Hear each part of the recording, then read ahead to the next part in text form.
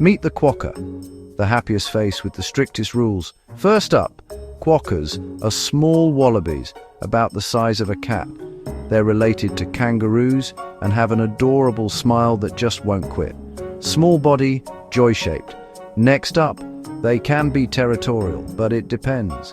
Mainland males will brawl for turf, but Rottnest Island females cozy up in overlapping groups, even sharing daytime shelter. One group fights, the other vibes, and they famously take selfies with people. But think twice. Touching them risks hefty Australian fines, as their bite can transmit salmonella.